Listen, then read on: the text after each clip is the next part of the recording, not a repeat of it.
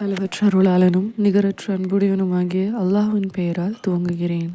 அல்லாஹ் இறக்கி வைத்த திருக்குரான் மீது ஈமான் கொள்ளுங்கள் என்று அவர்களுக்கு சொல்லப்பட்டால், எங்கள் மீது இறக்கப்பட்டதன் மீதுதான் நம்பிக்கை கொள்வோம் என்று கூறுகிறார்கள். அதற்கு பின்னால் உள்ளவற்றை நிராகரிக்கிறார்கள். ஆனால் இதுவோ குரான் அவர்களிடம் இருப்பதை உண்மைப்படுத்துகிறது.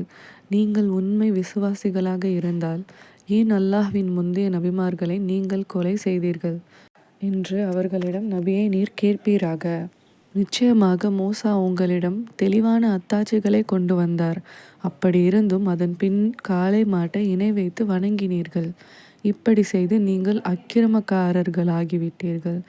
தூர் மலையை உங்கள் மேல் உயர்த்தி நாம் உங்களுக்கு கொடுத்த தௌராத்தை உறுதியுடன் பற்றி கொள்ளுங்கள், செவியேற்று கொள்ளுங்கள் என்று உங்களிடம் நாம் வாக்குறுதி வாங்கினோம்.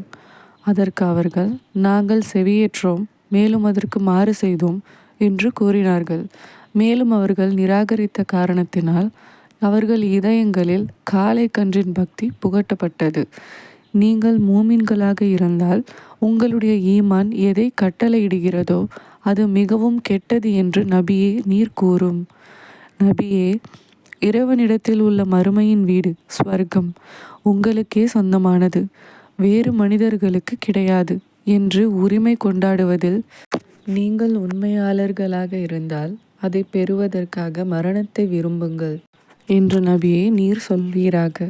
ஆனால் அவர்கள் கரங்கள் செய்த பாவங்களை அவர்கள் முன்னமேயே அனுப்பி வைத்த காரணத்தால் அவர்கள் மரணத்தை விரும்பவே மாட்டார்கள். நிச்சயமாக அல்லாஹ் அந்த அக்கிரமக்காரர்களை நன்கு அறிந்தவனாகவே இருக்கிறான்.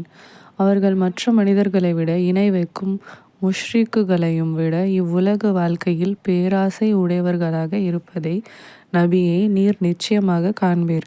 அவர்களில் ஒவ்வொருவரும் 1000 ஆண்டுகள் வாழ வேண்டும் என ஆசைப்படுகிறார்கள். ஆனால் அப்படி அவர்களுக்கு நீண்ட வயது கொடுக்கப்பட்டாலும் அவர்கள் இறைவனின் தண்டனையிலிருந்து தப்ப முடியாது.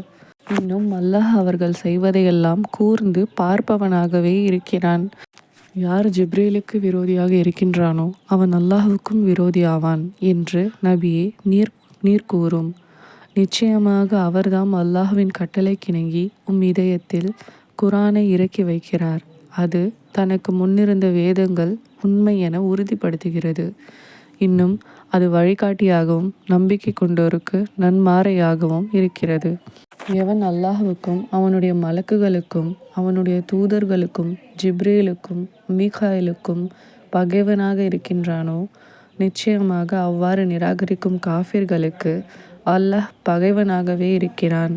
நபியே, நிச்சயமாக நாம் மிக தெளிவான வசனங்களை மீது இறக்கி வைத்திருக்கிறோம். பாவிகளை தவிர வேறு எவரும் அவற்றை நிராகரிக்க மாட்டார்கள். மேலும் அவர்கள் உடன்படிக்கை செய்த போதெல்லாம் அவர்களில் ஒரு பிரிவினர் அவற்றை முறித்துவிடவில்லையா? ஆகவே அவர்களில் பெரும்பாலோர் ஈமான் கொள்ள மாட்டார்கள்.